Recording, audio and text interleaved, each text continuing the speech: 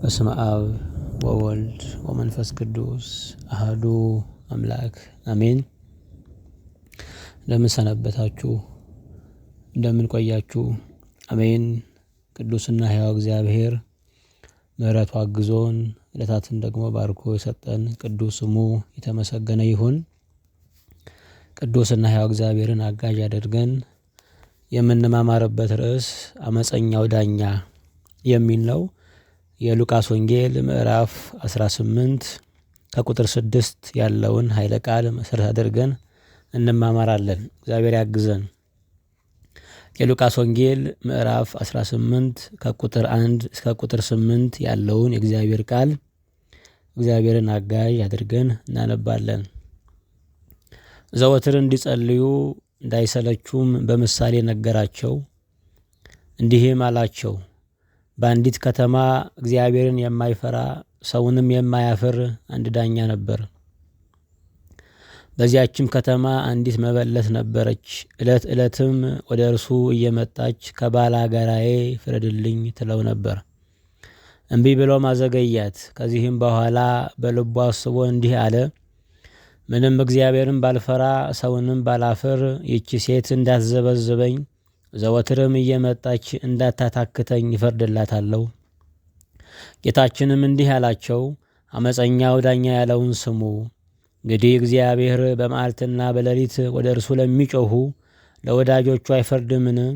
ወይስ ቸል ይላቸዋልን? እላችኋለሁ ፈጥኖ ይፈርድላቸዋል። ነገር ግን የሰው ልጅ በመጣ ጊዜ በምድር ላይ እምነትን ያገኝ ይሆንን? ቅዱስ እግዚአብሔር፣ ቅዱስ ኃያል፣ ቅዱስ ሕያው፣ ሁሉን የምትከውን ሁሉን በፍቅር ደግሞ የምትሰራ የምህረት አባት የቸርነት ሁሉ ጌታ ቅዱስ አባታችን እናመሰግንሃለን።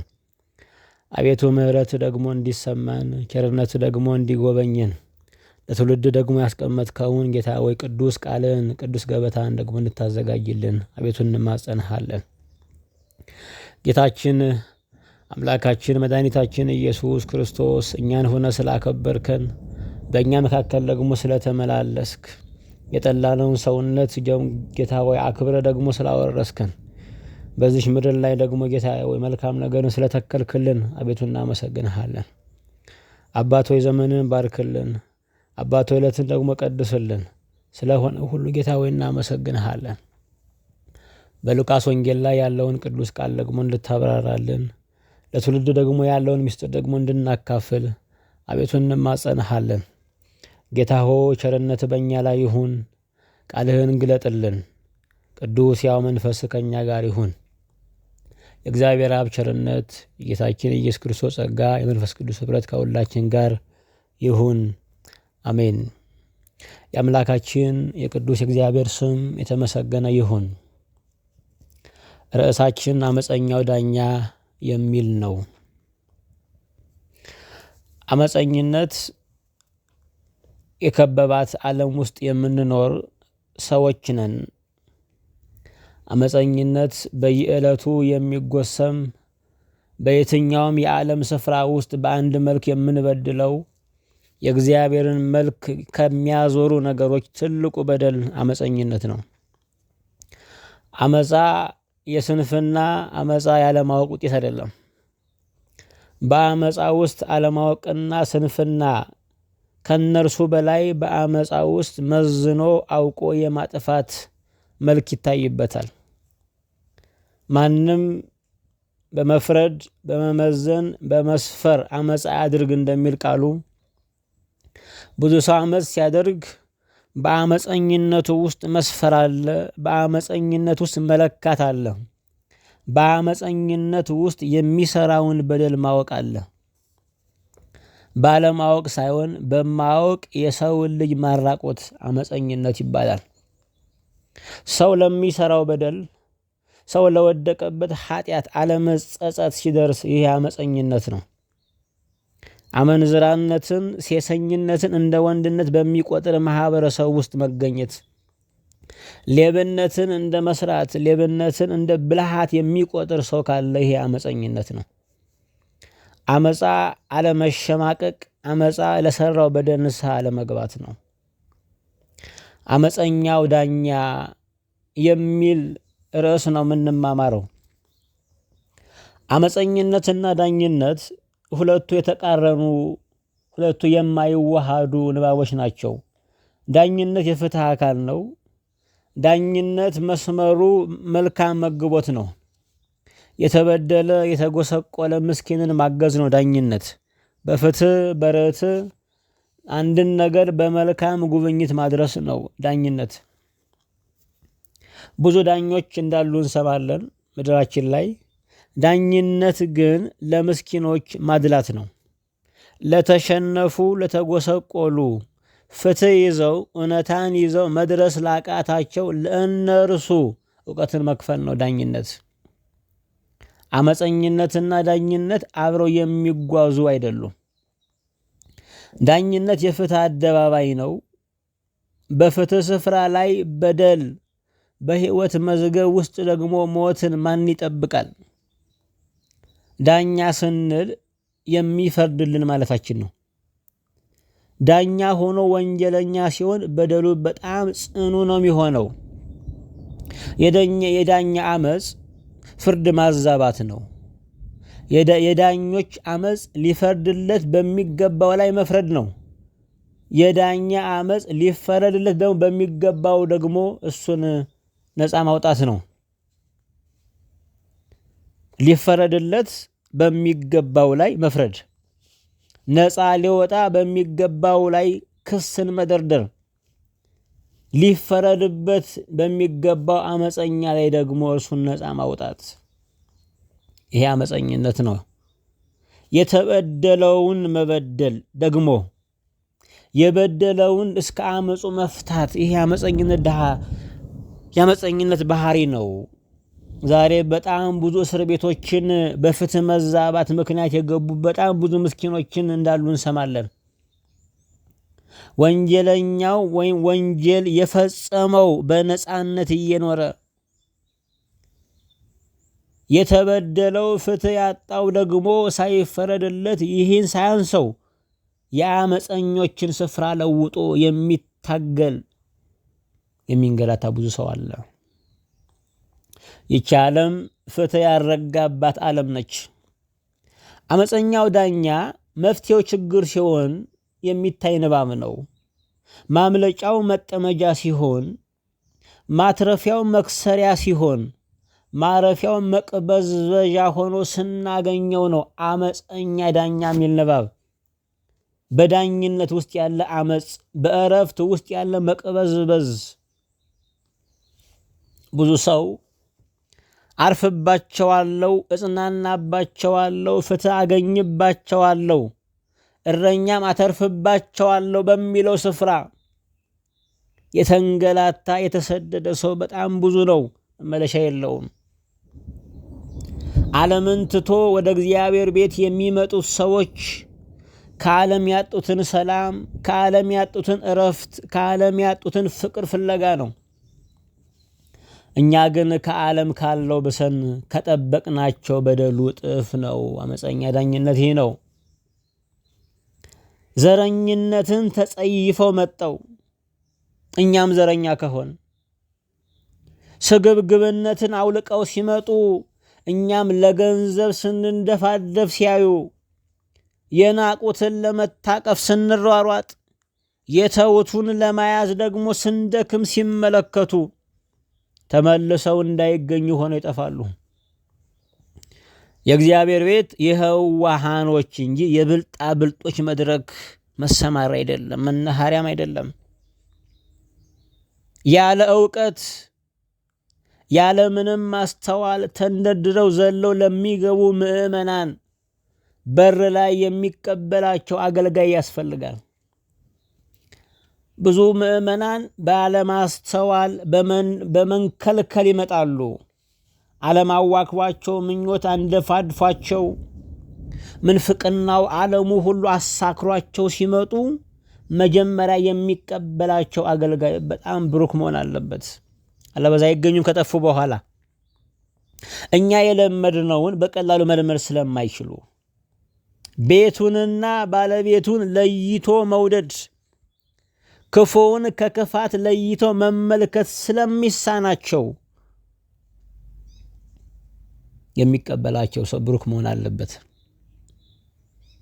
አመፀኛ ዳኛ፣ ዘራፊ እረኛ፣ ገፊ አገልጋይ፣ በታኝ አባት፣ ጨቋኝ የሆኑ እናት ማየት በጣም ያሳዝናል። ዳኛ አመፀኛ ሲሆን ሚዛኑን ትቶ በዘር፣ በገንዘብ፣ በዝምድና ይወጠራል። ዳኛ አመፀኛ ሲሆን ሕጉን ጠቅሶ ሳይሆን ገንዘብ ጎርሶ ይሰራል። ዛሬ ብዙ የዳኝነት ወንበሮች መጠጥ ቤቶች ናቸው። መስኪኖች ከዳኝነቱ ወንበር ላይ ፍትህን ይጠባበቃሉ። እነሱ ግን በመጠጦች ወንበር ላይ ሆነው ፈርደውታል። በአንዳንድ መስሪያ ቤት ውስጥ በቦታው ላይ ሰው ቀጥረው የሥራ ማስታወቂያ ያወጣሉ። 2 ሰው እንፈልጋለን ይላሉ፣ ይለጥፋሉ፣ እናያለን። ከ2000 ሰው በላይ ተስፋ አድርጎ ይመዘገባል። በተያያዘ ባለቀ ነገር ላይ ማስታወቂያ ማውጣት ምን የሚሉት አመጽ ነው? እንደዚህ ነው እኮ በየፍርድ ቤቱን ችሎቱ ሲዘረጋ በተወሰነ ውሳኔ ላይ ነው።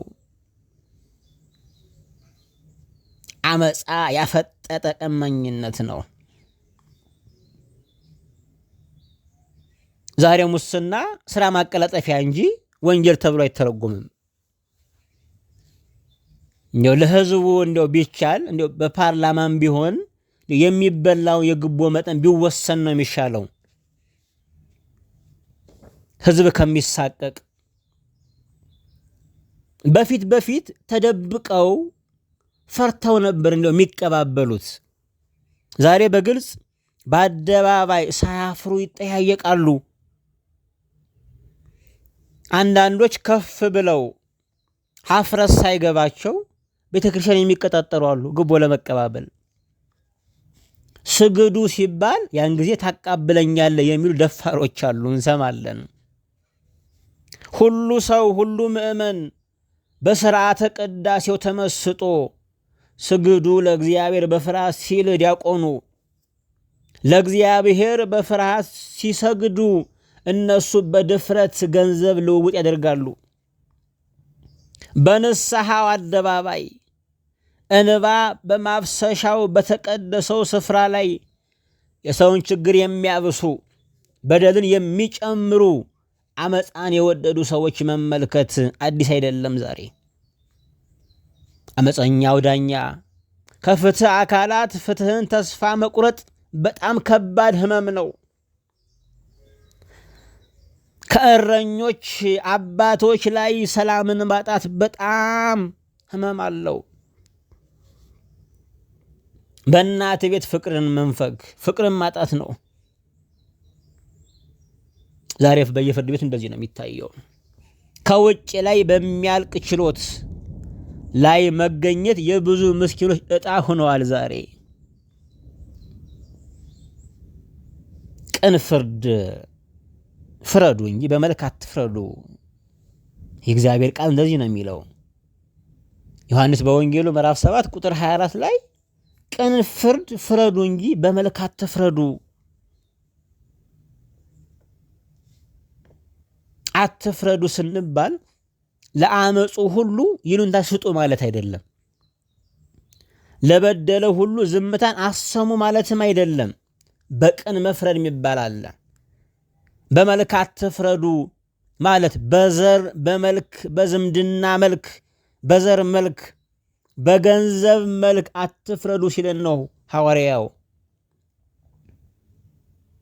በማያውቁት ባልዋሉበት ባላሰቡት ነገር ተጠምጥሞባቸው የተፈረደባቸው በጣም ብዙ ሰዎች አሉ። የባለስልጣናትን ወንጀል ተሸክመው ቤዛ የሆኑ ብዙ ምስኪኖች እስረኞች አሉ። እግዚአብሔር የምስኪንን እንባ ይሰማል። ለምስኪኖች ፍትህ እስካልሰፈነ ድረስ አገር ሰላም መሆን አትችልም። ባለስልጣኑ፣ ባለሀብቱ፣ ዝነኛው፣ ታዋቂው እሱ ስሙ እንዳይጠፋ የሰው ሕይወት የሚያጠፉ የምስኪንን ዕድሜ የሚቀሙ ብዙ ዳኞች አሉ።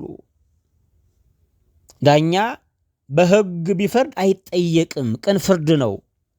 በጓዳ ከፈረደ ግን ምድር ላይ ቢያመልጥ በሰማይ ዳኛ ፊት መልክ አይቶ በማይፈርደው በመንበሩ ለዘላለም የቆየው ጽኑ እግዚአብሔር ፍትህ ምሕረት አባት ይፈርድበታል። የምሕረት አባት ቅዱስ እግዚአብሔር ይፈርዳል። እግዚአብሔር እንባን ይቆጥራል። እግዚአብሔር መገፋትን ጌታ ያያል። ለምስኪኖች መከታ የሚሆን እግዚአብሔር ነው። ለእግዚአብሔር ይፈርዳል። አመፃ ነው ከበረቱት ጋር ብቻ መተባበር፣ ካላቸው ጋር ብቻ መሰለፍ፣ የተጻፈውን ትቶ ያልተጻፈውን የሚያነብ አመፀኛ ነው። አመፀኛ ዳኛ እንዳል ሁሉ አመፀኛ ሰባኪዎችም አሉ። አመፀኛ መምህራን አሉ። አመፀኛ ካህን አሉ። አመፀኛ መሪዎች አሉ። አመፀኛ ምእመናኖችም አሉ። ወደው ፈቅደው ለበደል የተሰለፉ የእግዚአብሔር ሕግ የሚጥስ ምእመንም አመፀኝነት ነው። ለእግዚአብሔር የታዘዘውን አስራትና በኩራትም የማይከፍሉ ይሄም አመፅ ነው። በክርስቶስ ደም በሐዋርያት ሰማዕትነት የተገዛውን ቅዱስ ወንጌል በገንዘብ የሚቸረችሩ ነጋዴ ሰባኪያን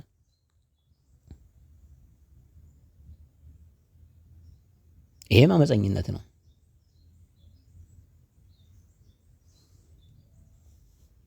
ነጋዴ እንኳን ደክሞ ለፍቶ በዓመት የማያተርፈውን ለአንድ ቀን ፕሮግራም የሚጠይቁ አመፀኞች ሰባኪዎች ብዙ አሉን። አመፀኝነት ነው።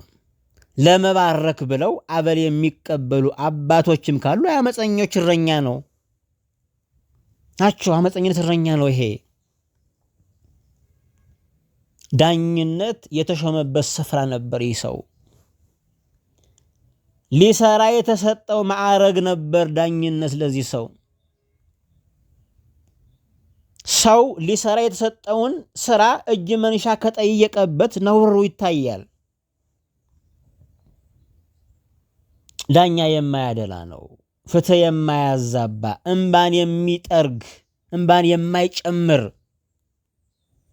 ዘመንን የማይቀማ፣ ተስፋን የማይንር ነው መልካም ዳኛ።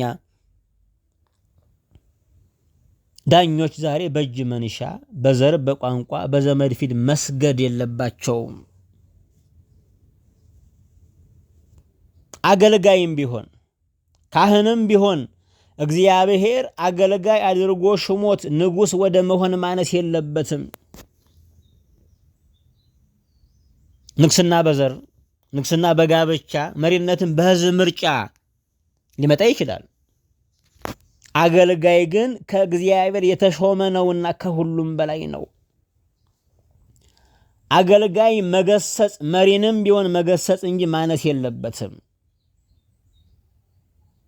አገልጋይ ነፍሳትን ነፃ እንዲያወጣ ብቻ አይደለም፣ ዓለምም ፍትህ እንድታገኝ የሚደክሙ ናቸው። ጌታችን ይህን ምሳሌ የተናገረው ሳይታክቱ ዘወትር ስለመጸለይ ነው። ጸሎት የዘወትር እንግልት ነው። ጸሎት የዘወትር አገልግሎት ነው። ጸሎት ሁሉም ምእመናን የሚያገለግለው አገልግሎት ነው። አንዳንዱ ማስተማር ላይችል ይችላል። መቀደስ ላይችል ይችላል ብዙ ሰው። መስበክም ላይችል ይችላል ብዙ ሰው። ጸሎት ግን ለሁሉም የተሰጠ የአገልግሎት ጥሪ ነው።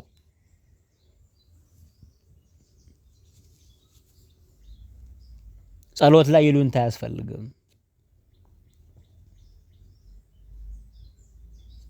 የሁሉ አባት የሆነውን እግዚአብሔርን በጸሎት አለማነጋገር አመጽ ነው። ብዙ ነገር ሊያደክመን ይችላል። ሊያታክተን ሊሰለቸን ይችላል። መታከት አለ በብዙ ነገር። ሰው መብላት እንኳን ያደክመዋል፣ ይታክተዋል። መተኛት የሚታከትበት ጊዜ አለ። ሁሌም አዲስ፣ ሁሌም የሚያስፈልገን ገበታ ግን ጸሎት ነው። ጸሎትን መታከት፣ ለጸሎት መድከም፣ ለጸሎት ጊዜ መንሳት የማይገባ ነው። ወደ ውስጥ ስንገባ በደንብ እናየዋለን። ጌታችን ጸሎት ላደከማቸው፣ የእግዚአብሔርን ምሕረት ለገፉ፣ መፈታት ለሰለቻቸው፣ ጸጋን እንደ ሥራ ለተመለከቱ ይህን ምሳሌ ሊመስልላቸው ጀመር። እንዳነበብነው በአንዲት ከተማ እግዚአብሔርን የማይፈራ ሰውን የማያፍር አንድ ዳኛ ነበር አለ። ዳኛ በደልን የሚሰማ ነው። ጭቆናን የሚፈታ ነው። ለምስኪኖች ጩኸት ጆሮዎችን የከፈተ ነው ዳኛ። ዳኝነት እግዚአብሔርን ፈርቶ ሰውን አክብሮ የሚፈጸም ውሳኔ ነው። ሲፈርድ እንደሚፈረድበት ማወቅ አለበት። እግዚአብሔር የሁሎችም የበላይ ዳኛ አድርጎ ይፈርዳል። መልካም ዳኛ ፍትህን ለማስፈን ዓለምን ሰላም ለመስጠት እግዚአብሔርን የበላይ ዳኛ ማድረግ ይገባል። በሥራ፣ በህልውና፣ በአኗኗር፣ በሕይወት፣ በትዳር፣ በቤት፣ በዘመን ሁሉ ፍትህ ለማስፈን እግዚአብሔር የበላይ ዳኛ ማድረግ አስፈላጊ ነው። ይህ ዳኛ ሁለቱ ምሰሶዎችን ያፈረሰ አመፀኛ ነው። ከላይ እግዚአብሔርን የማይፈራ ነው። ከታች ደግሞ ሰዎችን የማያፍር ነው፣ የማያከብር ነው። አንድ ሰው ፈሪሃ እግዚአብሔር ከሌለው፣ ሰውንም ማፈር ካቆመ የጤነኝነት ጉዳይ አጠያቂ ነው። ሰው ከሁለት አንዱ እንኳን ሊኖረው ይገባል። ይሄ ሰው አመፀኛ ብቻ እንዳይመስላችሁ፣ ያበደም ዳኛ ነው። የመልካም ዳኝነት መስፈርቱም ይሄው ነው፣ እግዚአብሔርን መፍራትና ሰውን ማፈር። እግዚአብሔርን የማይፈራ ካለ የምስኪኖችን ባይገዳቸውም እንደ ፈርዖን ልባቸው የደነደኑ ሰዎች አሉ። በየቢሮው በየተቋማቱ ጉዳይ ገጥሟችሁ ስትሄዱ የሚገጥማችሁ የሰው ይሄ ነው። ከላይ እስከታች ሁሉን ያፈረሰ ገላጋይ የሌለው ትንሽ እንኳን ሰውን የማያፈር በገሃድ ምን ይመጣብኛል በሚል እምብርት የሚኖር ያበደ መንፈስ ያለው ዳኛ በጣም ብዙ ነው። ወንበሩ ሁሉ አመፀኞች የከተሙበት ከተማ ሆኗል። በአንድ ከተማ እግዚአብሔርን የማይፈራ ሰውን የማያፍር ዳኛ ዛሬ በየቢሮው በየተቋማቱ በየሃይማኖት ተቋማት በሁሉም የምናየው ይህን ዳኛ ነው። ይህን መልክ ነው የምናነበው። ርኅራኄ ከሁሉም ጠፍቶ ነው ያለው። እግዚአብሔር ያስበን። እግዚአብሔር የሆነ ዳኛ ነው። ዳዊት እንደሚናገረው በመዝሙር 7 ላይ እግዚአብሔር የእውነት ዳኛ ነው፣ ኃይለኛም ታጋሽም ነው፣ ሁልጊዜም አይቆጣም ይላል። እውነተኛ ዳኛ ምን ነው? እውነተኛ ዳኛ ማን ነው ሲባል ቅዱስ እግዚአብሔር ነው። በእውነት የሚፈርድ ፊት አይቶ የማያደላ ተከሳሽንም ከሳሽንም ከአንድ ማኅፀን እንደወጡ ልጆች በእኩል ዓይን የሚመለከት ድሃ አደጎችን ምስኪኖችን የማይጨቁን ዳኛ የከሳሽ የተከሳሽም ነው እኮ። የምስክር ድምፅ ይሰማ፣ ሁሉን የሚሰማ ነው ዳኛ። ይሄን አመሳክሮ ጊዜ ይቀጥራል፣ ድምፅ ይሰማል። ይሄ ዳኛ ለዚች ምስኪን ቀን እየቀጠራት ተስፋ እየሰጣትም አይደለም፣ እያዘገያት እያደከማት ነበር። በየፍርድ ቤቱ ያለ ጥፋታቸው የታሰሩ ምስኪኖች በዓለም ላይ በጣም ብዙ ናቸው። ይቺ ዳኛ ያ ድካሟን ስናየው መባዘኗን ስናየው በጣም የምታሳዝን መበለት ነች። ወደ ቃሉ ስንገባ በደንብ እናብራራዋለን። በሰሜን ኮሪያ አንድ እስር ቤት አለ።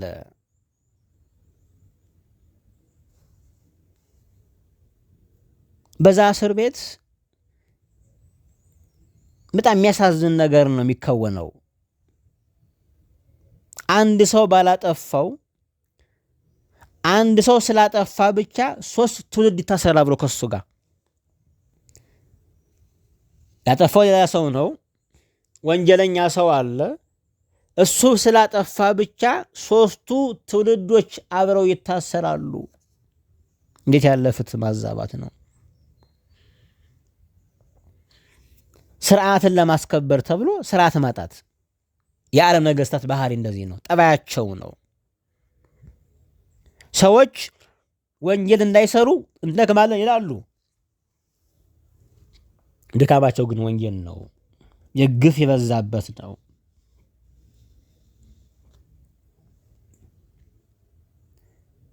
ቤተሰብ አብሮ የሚታሰርበት እስር ቤት፣ ህፃናት አሉ።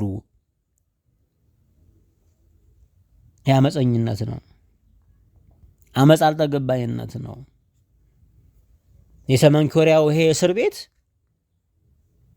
ካምፕ 14 ነው የሚባለው። አመፀኝነት ነው። ያልበደለን ሰው ማሰር አመፃ የተቀላቀለበት ነው።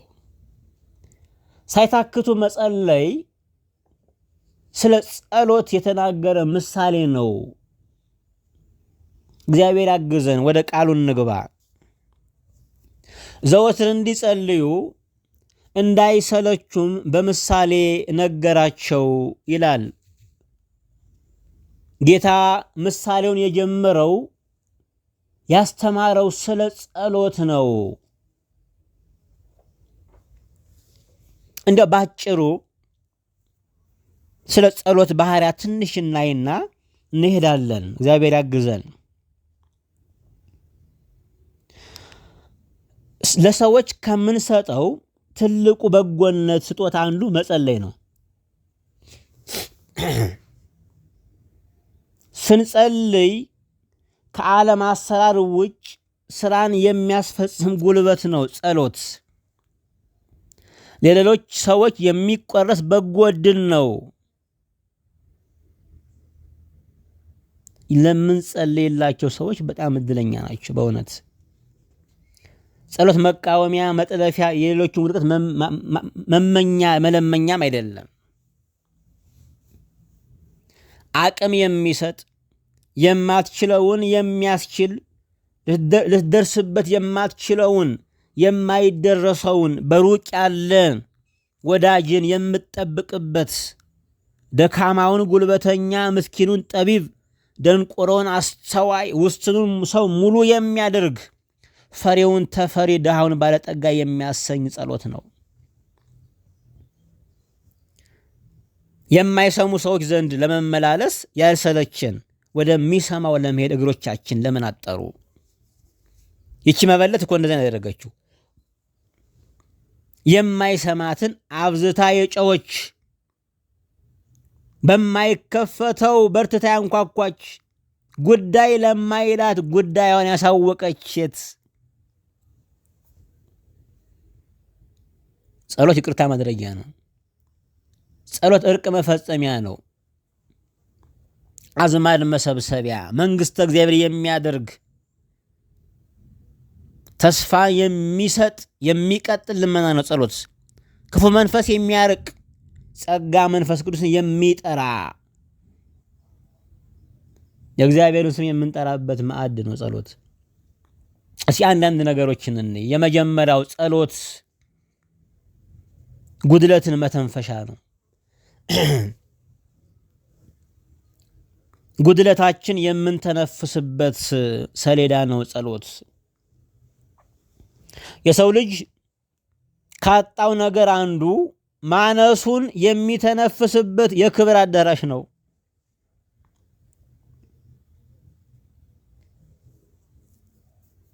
በተጠንቀቅ የምንኖረው ያነስንበት ነገር እንዳይገለጥ ነው። ዛሬ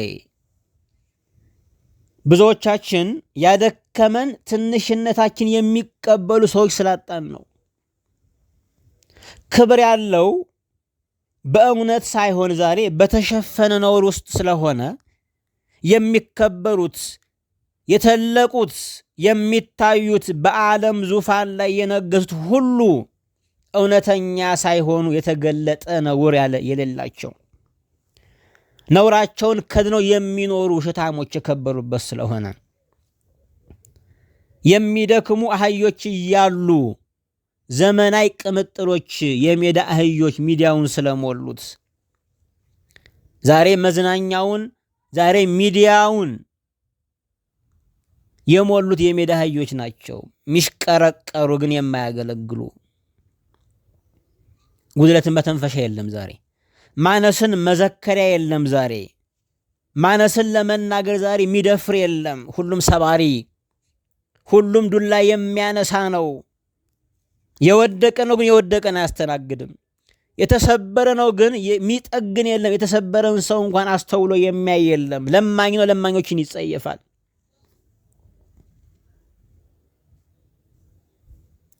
የተዋረደ ነገር ክብር ተደርጎ ነው ያለ ዛሬ። እንደ አንዳንድ የሀገራችን እኮ ብድር ስምምነት ታደርግ እኮ አበዳሪ እኮ ነው የምትመስለው። አበዳሪዎች በስርዓቱ እየፈረሙ ተበዳሪ ነው የሚስቀው። እየሳቁ ነው የሚበደሩ የኛ ሀገር ሚኒስተሮች ሱፍ ጢቅ ብለው ለብሰው አጊጠው። ጉድለትን መተንፈሻ የለም ዛሬ። እግዚአብሔር ያስበን። ጸሎት አንደኛው ጉድለትን መተንፈሻ ነው።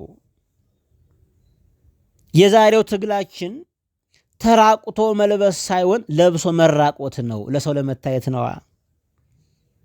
ራስን አዋርዶ መክበር ሳይሆን ዝቅ ብሎ መነሳት ሳይወርን ተዋርዶ መክበር ካለ እሱን እንፈልጋለን። ተገልጦ ማብራት ሳይሆን ከስር መሰረት ጀምሮ መጓዝ ሳይሆን ተሸፍኖ መድመቅ ነው የምንፈልገው። ትንሽነትን፣ ጉድለትን፣ ውድቀትን፣ ማነስን አክብሮ ሳይታዘብ የሚሰማን እንፈልጋለን። መሰማት ያለውን ዋጋ ካልተጨነቅን አይገባንም። በአደባባይ ማልበስን ስለማያውቅ ነውርን በአደባባይ መግለጥ መፍትሄው በደል ነው የሚሆነው። እውነት ነው። በየዕለቱ ግን የምንተነፍስበት አንድ አደባባይ አለን፣ እርሱም ጸሎት ነው። ለሰው ጉድለትህን በየቀኑ ብትተርከው ዋጋው ንቀት ነው፣ ታንስበታለህ። በጸሎት ማሳሰብ ግን ለመሸፈን መገለጥ ነው። ሁሉም የሰው ልጅ የሚሰማበት አንድ በር አለ፣ እርሱም እግዚአብሔር ጸሎት ነው። ከእግዚአብሔር ጋር የምናወራበት አማላጅ ዘመድ ባለ ጉዳይ የማይስተጓጎልበት ማነስህን ያለማቋረጥ የምትመሰክርበት አደባባይ ንቀትህን የማይመልስ ንቀት የሌለው አባት የሚሰማህ በጸሎት መድረክ ውስጥ ነው።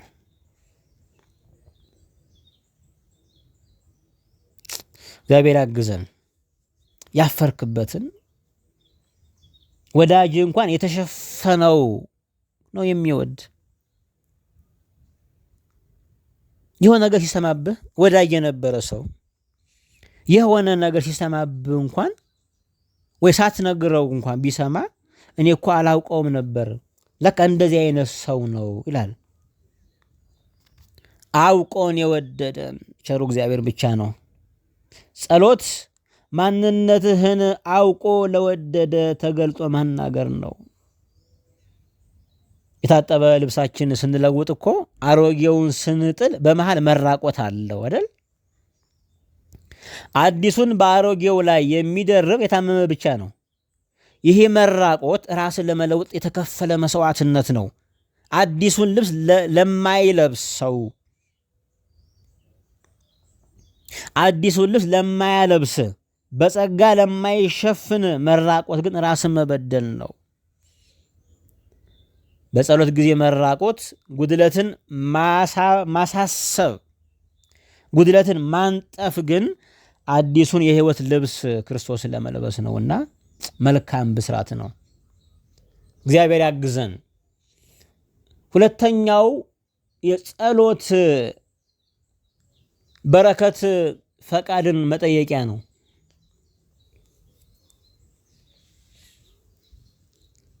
ሰው በተወሰነ ስፍራ በተለካ ጊዜ በተገደበ አቅም በተመሰመረ መንገድ የሚኖር ፍጡር ነው። ከሚያውቀው የማያውቀው፣ ከሰማው ያልሰማው፣ ካየው ያላየው ነገር ይበልጣል። ነገ ሁልጊዜም እንግዳ ፍጥረት ነው። የሰው ልጅ ወደማያውቀው ሀገር ሲተምነው የሚውለው። አንድ ሰው ወደማያውቀው ሀገር እንኳን ሲገባ ቦታ ይጠይቃል። የተለመደ ነው፣ የሚገባም ነው። ለከተማው እንግዳ ነውና ነዋሪዎችን መጠየቅ ደህንነትን ይሰጣል።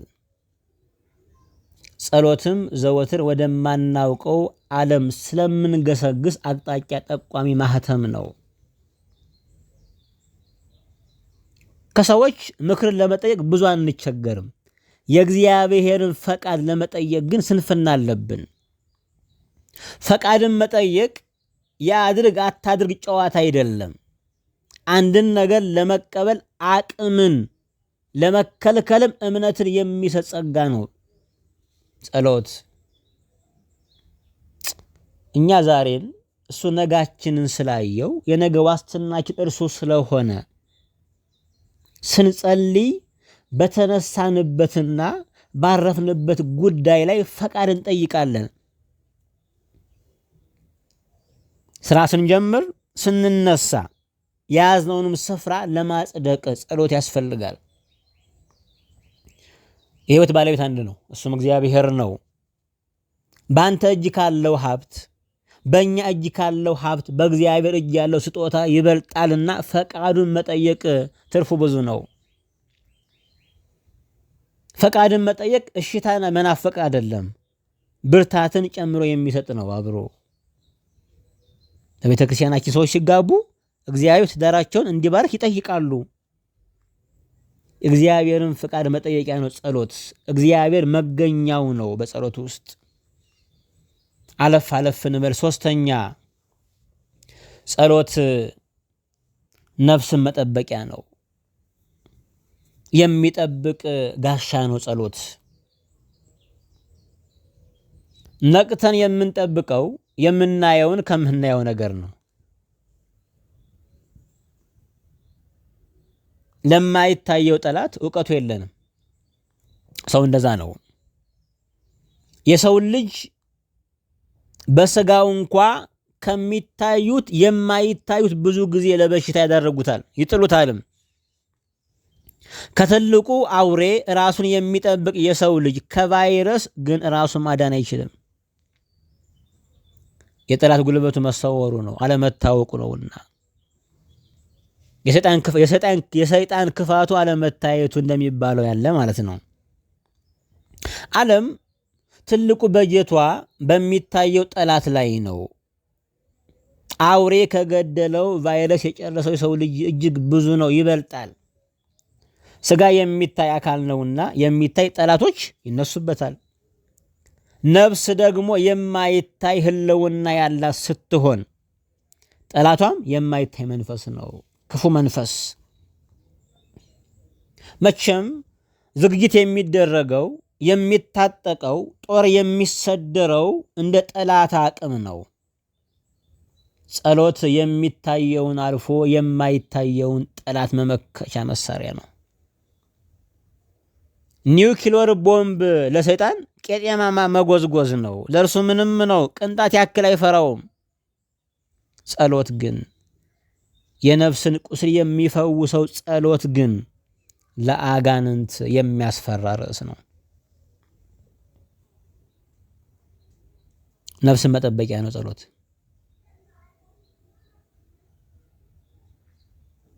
ከአንዲት አደጋ ወይም ከአንድ ከደረሰብን አደጋ ስንተርፍ በጣም ነው የምንደነቀው። ተደንቀን አንዳንድ ሰዎች እንዲያውም ዝክር ያደርጉዋሉ። የተረፉበትን ቀን አስበው የሚዘክሩን እንዳሉ እንሰማለን። የታየውን ስላዩ ነው። በየቀኑ ግን ከሺህ የጠላት ፍላጻ ነው እግዚአብሔር የሚጠብቀን። ከብዙ ችግር ነው የሚያስመልጠን እግዚአብሔር። ሁሉም ፍላጻዎች ብንመለከት ሳንመክታቸው በፍርሃት እንሞት ነበር፣ እናልቅ ነበር። እግዚአብሔር ነፍስ የሚጠብቀው በጸሎት ውስጥ ነው። በየቀኑ እያመለጥን ያለ ነው በጸሎት ኃይል ነው፣ በጸሎት ክንድ ነው። ሰይጣን የሚያስደነግጠው መሳሪያ ጸሎት ነው። ካፈሙዝ በላይ አፈ ጸሎት ይፈራል ሰይጣን። ነፍስን መጠበቂያ ነው። አራተኛ ጸሎት የሚያረጋጋ መንፈስ ነው። መቼም ሁከት በሚያበድር ዓለም ውስጥ ነው ያለ ነው። ሁከትን በሚያበድር ዓለም የሚያረጋጉ ሰዎች ሲገኙ እጣ ያወጣለት ህዝብ ነው። በእውነት የሰው ልጅ በውጭም በውስጡም የሚታወክ ፍጥረት ነው። ግዕዛኑ ፍጥረት የውስጥ መታወክ ብዙ የለባቸውም። ሰይጣንም ቢሆን ሰይጣን ደግሞ የውጭ መታወክ የለበትም። ምን ማለት ነው? እንስሳት፣ አውሬ ብዙ ጭንቀት፣ ብዙ ስብራት፣ ጉዳት፣ በሽታ ያስጨንቃቸው ይችላል እንጂ የሰላም ፍለጋ እረፍትን በማጣታቸው ጭንቀት አይገባቸውም ብዙ። የሰይጣንን መንፈስ ቢሆን ቅጣቱ ውስጣዊ መታወክ ነው። የሰይጣን በሽታ ያጠቃውም። ሰይጣን በሽታ ሞት የለበትም። የሰው ልጅ ግን ሁለቱንም ያስተናግዳል፣ ውስጣዊ ውጫዊ መታወክን። ውጫዊ ሁከትን በማስተዋል በጥንቃቄ ሊጋረድ ይችላል። መጽሐፍም እንደሚናገር ማስተዋል ይጠብቃል ስለሚል፣ ጥንቃቄን ደግሞ ይጋርዳል ስለሚል። ውስጣዊ ሁከት ግን ፈውስ የሚያገኘው በጸሎት ውስጥ ነው። በዓለማችን ብዙ አማካሪ ድርጅቶች አሉ። የሚያማክሩ ብዙ ስነ ልቦና የተማሩ ሰዎች አሉ። ጊዜያዊ መረበሽን ይፈታሉ እንጂ ዘለቄታ መፍትሄ የላቸውም። ሁከትን የሚያበርደው ለዘለቄታውም የሚያሰንፈው የጸሎት ክንድ ብቻ ነው። እናስተውል። ጸሎት አድርገን ስንጨርስ የመጀመሪያው ስጦታ የእርጋታ መንፈስ ነው። ጥያቄያችንን እንኳን እግዚአብሔር ስለሰማን ያቀረብነው ሁሉን ለሚችለው አምላክ ስለሆነ ጉዳያችን የያዘውን ንጉሥ ስናስብ እረፍት ይሰማናል። ጸሎት በውስጣችን የአምላክን መንፈስ መጋበዣ ስለሆነ እግዚአብሔር በመታሰቡ ብቻ ሰላም የሚሰጥ ነው። ብዙ ነገር ሲታሰብ ሰላም የለውም፣ ሁከት ነው። ጓደኝነቱ፣ ትዳሩ፣ ዓለሙ፣ ሰላሙ ሁከት ነው የሚሰጠን። እግዚአብሔር ግን እጆቹ ሳይዘረጉ በመታሰብ ብቻ ሰላም የሚሰጥ አምላክ ነው። እረፍትን የሚያውጅ ነው። ለጸሎት በመቆም ብቻ ብዙ የሚቀረፉ ነገሮች አሉ። ጸሎት ጭንቀትን የሚሰብር ጉልበት ስለሆነ እግዚአብሔር ያግዘን። አምስተኛ ማመስገኛ መድረክ ነው ጸሎት። ብዙ ለመክፈል የምንሯሯጠው ዕዳዎች ይኖሩብናል። በሕይወታችን ውስጥ ስንኖር ሰው ሊሞት ሲል እንኳን ዕዳ አያስተኛውም። ዕዳ ስለማያስተኛ ያልመለሳቸው ንብረቶች ካሉ ይናዘዛል። የሰው ልጅ ግን ትልቅ ዕዳ አለበት። እርሱ ምንድን ነው ካላችሁ የምስጋና ዕዳ ነው። ብዙ ነገር የተደረገልን ፍጥረቶቹ ነን እኛ። ገና ከማለዳው ጀምሮ ከስር መሰረቱ ሰው አድርጎ የሰራን ስላበጅን በዚህ ሀገር በዚህ ማህበረሰብ ውስጥ ስለተገኘን በራሱ ልናመሰግን ይገባል። ጸሎት ለምስጋና መቆም ነው። ጸሎት ዕዳ መመለሻ ነው። ጸሎት ነፃ መውጫ የህይወት መድረክ ነው። ፈጣሪ ለወደደን ፍቅሩን ለሰጠን የምንመልስበት ብቸኛ ጉልበት ጸሎት ነው። በጸሎት ከዛ እናመልጣለን። በጸሎት ፈጣሪ እናከብራለን።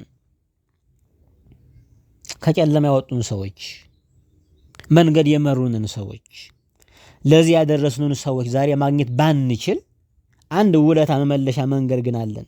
እርሱም ስለነሱ በመጸለይ ማሰብ ነው። ጸሎት ዕዳ መመለሻ ነው። የጸሎት ትልቁ ክፍል ምስጋና ስለሆነ የለመናቸው ነገሮች እንኳን ሲዘገዩ መጥሪያ መንገዱ መሳቢያ ገመዱ ምስጋና ነው። ምስጋና ልመናን የሚያቀርብ ስለሆነ እግዚአብሔር ያገዘን። እስኪ እንቀጥል። 6ኛ ሰዎችን ማሰቢያ ነው። ዘከር አሰበ ይላል ግዕዙ አይደለ? ተስካር ማሰብ ነው፣ ማስታወስ ማለት ነው። አንዳንድ ስርዓቶች በወግ ቢጋረዱም ተስካር ዋናውን መልእክት በልማድ ቢጥልም እንኳን የሰው ልጅ ግን እንደ ውሻ ተጥሎ የሚቀር ሳይሆን የሚታሰብ ፍጡር ነው። ስለ ሞቱ ሰዎች መጸለይ ውሳኔ ማስቀየሪያ ብቻ አድርገው ስለሚያስቡት የማያምኑ ሰዎች ይነቅፉታል። ቤተ ክርስቲያን የሞቱ ሰዎችን ስታስብ በሕይወት ያሉትን ረስታ አይደለም። ለሞቱት እርድ ስንፈጽም ያሉትን እየገፋን አይደለም። የሞቱትን እንደዚህ ካሰብን፣ የሞቱት ሰዎች እንደዚህ ከሰበሰቡን በሕይወት ላሉት ከዚህ በላይ ለመድረስ እንድንጨነቅ ቤተክርስቲያን ስለምታዝ ነው። ቤተክርስቲያናችን የፍርድ ውሳኔን ለማስቀየር ሳይሆን የእግዚአብሔርን ምሕረት መጠየቂያ ነው። ተስካር የነፍስ አድራሻዋን እግዚአብሔር መሆኑን የሚመሰክር ስርዓት ነው። ለሞቱት ሰዎች ንስሐ እየገባን አይደለም። ቤተ ክርስቲያን የእግዚአብሔር ምሕረት የምትለምንበት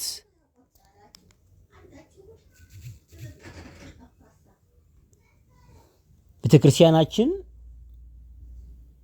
ስርዓቷ ሁሉ የእግዚአብሔርን ስርዓት የሚያከብር ነው።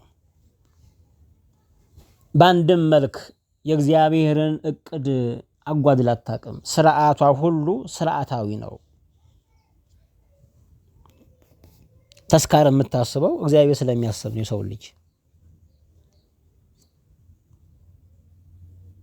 የእግዚአብሔር ምሕረት የምትለምንበት ነው እንጂ የመለኮትን ፍርድ የምታስለውጥበት የአመፃ ስርዓት የላትም ቤተ ክርስቲያን። የቀኙ ወንበዴ በመስቀል ላይ የጸለየው ጸሎት በመንግስት በመጣ ጊዜ አስበኝ አለው። እሱ ለፍርድ ሲመጣ፣ በዳግም ምጽአት ሲመጣ በምህረት እንዲያስበው ለመነ። ጌታ ደግሞ ለምን ምጽአት እንጠብቃለህ? ከዛሬ ጀምሮ በገነት ከኔ ጋር ትኖራለህ አለው። ትሆናለህ አለው እግዚአብሔር ጌታችን ኢየሱስ ክርስቶስ። ዛሬም ቤተ ክርስቲያን እስከ መስቀል እስከ ሞታቸው ሜዳ በወንበዴነት ማዕረግ ለተጓዙ ሆኑ ለምእመናናቸው ለልጆቿ በመንግስት በመጣ ጊዜ አስባቸው ትላለች። ጸሎቷ ይሄ ብቻ ነው። ሌላው ስልጣን፣ ሌላው ክብር፣ ሌላው ማዕረግ፣ ሌላው ውሳኔ የእግዚአብሔር ነው። ይህን ታከብራለች፣ አትጋፋም። መዳንንም የሚጋፋ ስርዓት የላትም ቤተ ክርስቲያን። በቤተክርስቲያናችን ደስ የሚል ስርዓት አለን። በህይወት የቀኑ አባቶቻችንን የበረቱ ሰዎችን በጸሎት አስቡን እንላለን። በጸሎቶቻቸው በጸሎት አስቡን አባታችን እንላለን። ያው የማይረሳ እግዚአብሔር ያስበናል።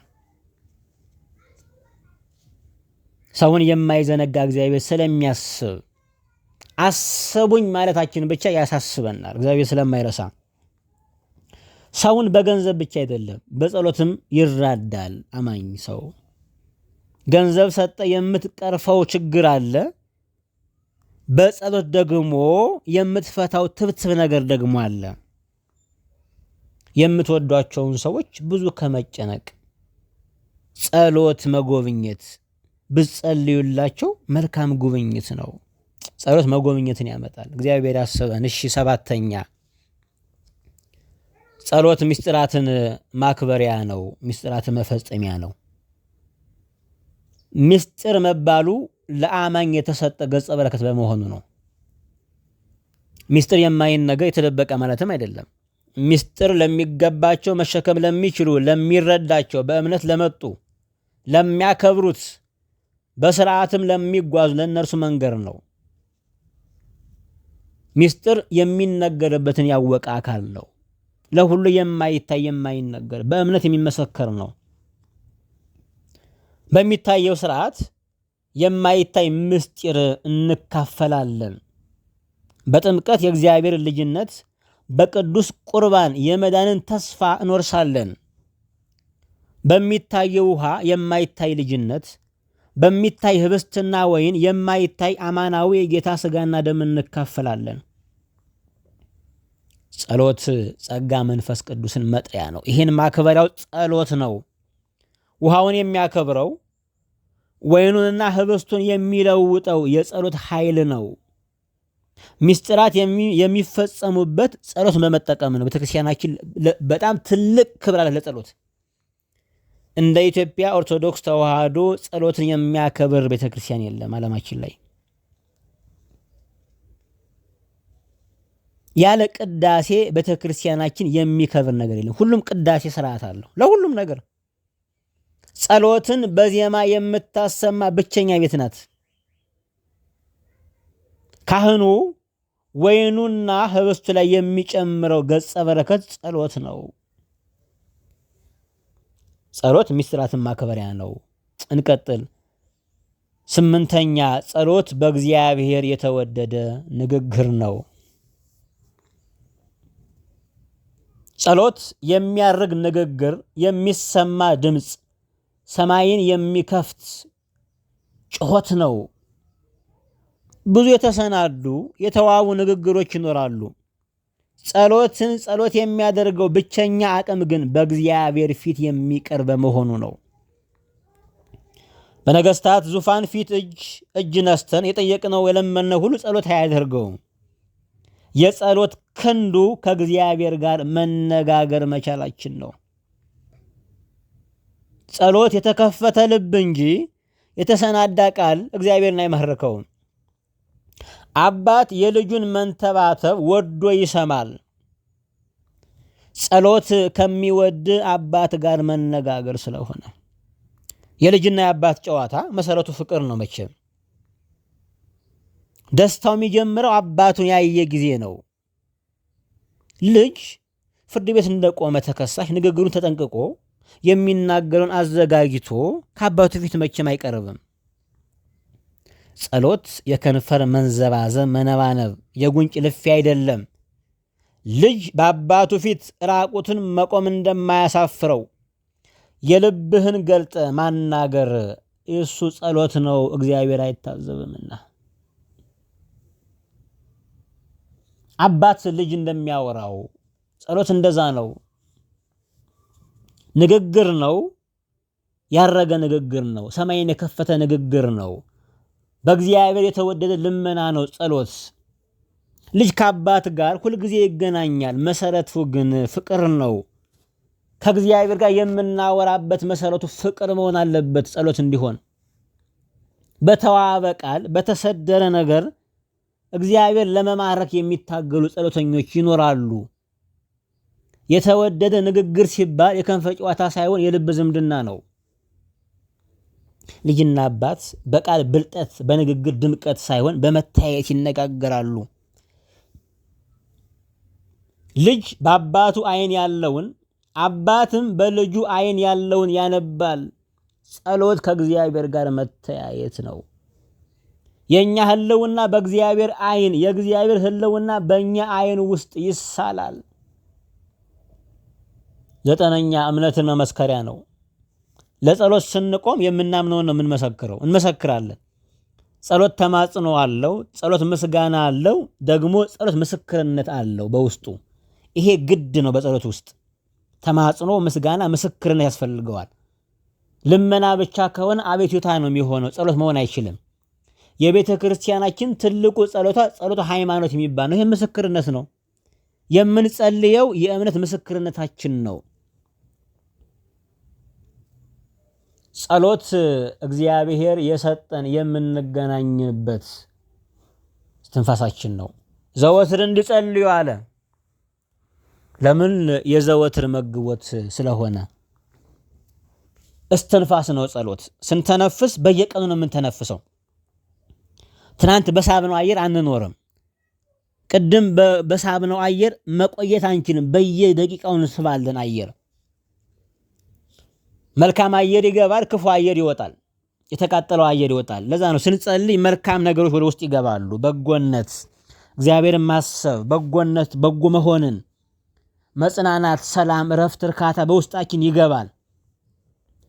በውስጥ ያለው ሁከት፣ መታወክ፣ ተስፋ መቁረጥ፣ ጭንቀት፣ እግዚአብሔርን መርሳት፣ በዓለም ምኞት መማለል እሱ ደግሞ እየወጣ ይሄዳል። የመጸለይ መንፈስ እግዚአብሔር ያድለን። እንቀጥል። በአንዲት ከተማ እግዚአብሔርን የማይፈራ ሰውንም የማያፍር አንድ ዳኛ ነበር። በዚያች ከተማም አንዲት መበለት ነበረች። መበለት ማለት ባሏ የሞተባት ልጆቿን ያጣች ማለት ነው። ምስኪን ማለት ነው መበለት። በዚያ ደግሞ አንድ ዳኛ አለ፣ ላዩ እናታችሁን የናደ ከላይ እግዚአብሔርን የማይፈራ ከታች ደግሞ ሰውን የማያስብ ሰውን የማያፍር። የእግዚአብሔር ሕግ ሁለት ነው ሲጠቀለል። እግዚአብሔር አምላክን በፍጹም ፍቅር፣ በፍጹም ኃይል፣ በፍጹም ነፍስ ውደድ፣ ባልንጀራንም እንደ ራስ ውደድ ነው የሚለው። ይህ ሰው ሁለቱን የጣሰ ሰው ነው። ይቺ መበለት ባላጋራ ገጥሟታል። ዕለት ዕለትም ወደ እርሱ እየመጣች ከባላጋራዬ ጋር ፍረድልኝ ትለው ነበር። ይህ ዳኛም እምቢ ብሎ አዘገየባት ይላል።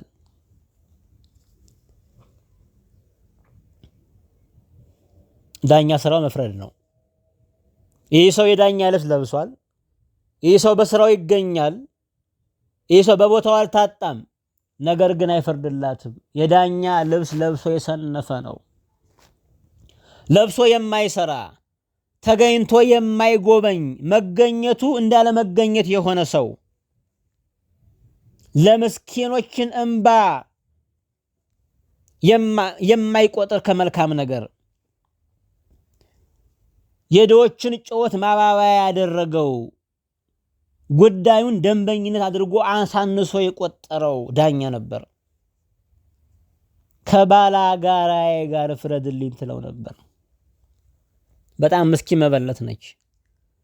እግዚአብሔርን የማይፈራ ሰውን የማያፍር ዳኛ ገጥሟታ፣ ደግሞ ባላጋራ ደግሞ አለባት። መቼም ባላጋራ እንግዳ አይደለም፣ ባልንጀራ ነው። ደርሶ ባላጋራ የሚሆን እንግዳ ስለሌለ ይሄ ሰው በሆነ ወቅት ከባሏ ጋር የተጫወተ ልጇን የሳመ የእሷን እጅ ደግሞ የጎረሰ ሰው ነው። ባሏ ስለሞተ ወጦ ወርዶ የሚያኖራት የሚካሰስላት መከታዋ ስለሞተ የቤቷ ድምቀት ልጇን ስላጣች ብቻዋን ስትሆን አግኝቶ ተነሳባት። ባላጋራ ጊዜ የሚጠብቅ ነው። ባላጋራ የበላበትን የሚነክስ ነው። ለእርሷ ማዘን ሲገባው፣ ለእርሷ መቆም ሲገባው፣ የወደቀችበት ዘመን መጽናኛ መሆን ሲገባው ሌላ እሾህ ሆነባት። ባላጋራ ሆኖ ተነሳባት። የበላውን የካደ ሰው ነው። ወጭት ሰባሪ ሰው ነው። ይህ ሰው ለእርሱ ቁራሹ ሊሆን ይችላል፣ ትርፉ ሊሆን ይችላል። ለእሷ ግን ህልውናዋ ነው። ምንም የላትም። የሚከራከርላት ባሏ ሙቷል። የሚመክተል ልጅ የላትም። ዕለት ዕለት ትመላለስ ነበር። ስተት ደግሞ ገጠማት ዳኛ ደግሞ በጣም የሚያሳፍር ዳኛ ነው። ከላይ እስከታች የማይፈራ ዳኛ ደግሞ ገጠማት። ስቃይ የበዛ ሴት ነበረች። በዚህ በእኛ ክፍለ ሀገር ውስጥ አንዲት ሴት እናት ናቸው። ወደ ህግ ብዙ ይመላለሳሉ። ፍትህ ፈልገው ግን ምንም ሊያገኙ አልቻሉም። ተመላለሱ፣ በጣም ደከማቸው እና ዳኛው እንደዚህ አላት፣ ሁልጊዜ በግሮት አይምጡ በእጆትም ይምጡ አላቸው። ሲላቸው በቅጥሯ ጊዜ ከፍርድ ቤቱ በር አንስታ በእጇ ተጎንብሳ ትገባለች። አንድ ዳኛ አያትና የሆነ ዳኛ ደነገጠ። ምን ማረገውት ነው አላት። ካልፈረደላችሁልኝ አልነሳም አለች። ማትፈርዱልኝ ከሆነ ከዚህ አልነሳ። ምን ማረገውት ነው? ይነሱ አለ። ዳኛው ሁልጊዜ በግሮት አይምጡ በእጆትም ይምጡ ብሎኛል፣ ይሄው በእጄ መጥቻለሁ፣ ይፍረድልኝ አለች። በጣም አዘነ። ጉዳዩን ወስዶ ፈረደላት። እውነተኛ ገጠመኝ ነው። በእጆት ይምጡ የሚል ዳኛ ከመበለት እንኳን የሚበዘብዝ አመፀኛ ዳኛ ነው ይሄ። አዘገያት፣ አታከታት፣ ዕለት ዕለት ትመላለሳለች። ቢፈርድልኝ ብላ እንዲሁ አንድ ቀን ቢለወጥ ቢራራልኝ ልጅ ማጣቴን ባሌ መሞቱን አይቶ እንዲሁ ቢያዝንልኝ ብላ ትመላለስ ነበር። አመፀኛ ሰው የተከለለበት ሰው ነው። ሐዘኔታ የለውም። አንድ ቀን ትሞታለች ወይ ደክማ ትተዋለች የሚል ሰው ነበር። ከዚህም በኋላ በልቡ አስቦ እንዲህ አለ፣ ይሄ ዳኛ ምንም እግዚአብሔርን ባልፈራ ሰውንም ባላፍር ይቺ ሴት እንዳትዘበዝበኝ ዘወትርም እየመጣች እንዳታታክተኝ እፈርድላታለሁ። የሚገርም ነው እኮ። ምንም አለ እግዚአብሔርን ባልፈራ ሰውንም ባላፍር። ደግሞ ያውቀዋል ችግሩን። ብዙ ሰው እኮ ችግሩን ያውቃል። ታጥቦ ቀረብ እንደሆነ ያውቃል። አመፀኛ እንደሆነ ያውቃል። አስመሳይ እንደሆነ እናውቃለን። ችግራችን እናውቀዋለን። ሰባኪ ሳይጨውብን፣ መካሪ ሳይመክረን፣ ማንም ሳይነግረን ምን እንደምናስብ እናውቃለን። በውስጣችን ያለ የእግዚአብሔር መንፈስ ይነግረናል። አመፀኝነታችን ግን የሚነግረን ድምፅ መዝጋት ነው። የተከፈተውን የህይወት ምንጭ ማዳፈን ነው። የተያያዝ ነው። ነገረው ማንነቱን። ማወቅ ግን መለወጥ አይደለም። ማወቅ መለወጥ መሆን የሚችለው በመንፈስ ስንመራ ነው፣ ስንከውነው ነው። ይቺ ሴት እንዳትዘበዝበኛለ። የዘበዘባት እኮ እሱ ነው። አታክቷት፣ እሷን አድክሟት፣ ግን ድካሟን እንኳን ወስዶ ይጠራዋል። ይሄ ሰው ተቀምጦ የደከመው ሰው ነው። ሳይሰራ የታከተው ሰው ነው። በፍርድ ወንበር ላይ ተቀምጦ የእሷን ድካም ወስዶ ዘበዘበችን የሚል ሰው ነው። ሀፍረት የለውም። እፈርድላታለሁ። ለምን እንደተደክመኛል። አሁንም ለራሱ እያዘነ ያለ ሰው ነው። መመላለሷ ድካሟ አሳዝኗት ሳይሆን አሁንም ደግሞ እንዳያያት እንደ ውሻ ውርዋር የሚገባትን ፍትህ እንደማይገባ አድርጎ ሰጣት። የሚገባትን ፍትህ እንደማይገባት እንደ ውሻ ወረወረላት። ሰውን የማያፍር እግዚአብሔርን የማይፈራ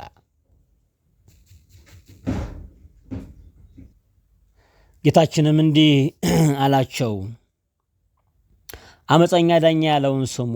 እንግዲህ እግዚአብሔር በመዓልትና በሌሊት ወደ እርሱ ለሚጮሁ ለወዳጆቹ አይፈርድምን አለ። የምሕረት አባት ከአመፀኞች ዳኛ ትይዩ የሚሰመር ሆኖ አይደለም። ይህ አመፀኛ ሰው አመፀኛ ሆኖ እንኳን ከለዘበ፣ ስራውን የረሳ ሰው እንኳን ከታክቶ ከሰማ እኔ የምሰማው ሩሩ አባት ማለት እንዴት አልሰማም ሲል ነው። በመዓልትና በሌሊት ወደሚጮሁ ሰዎች፣ በመዓልት ህይወታቸው ለጨለመ ሰዎች ብርሃን የሚሰጥ፣ በሌሊት በመዓልትም ደግሞ ቀናቸው ደግሞ ለማያምር ሰዎች ህይወትን የሚሰጥ እግዚአብሔር ነው። አይፈርድምን አለ። የጸሎት ውጤቱ ፍርድ ስለሆነ ነው።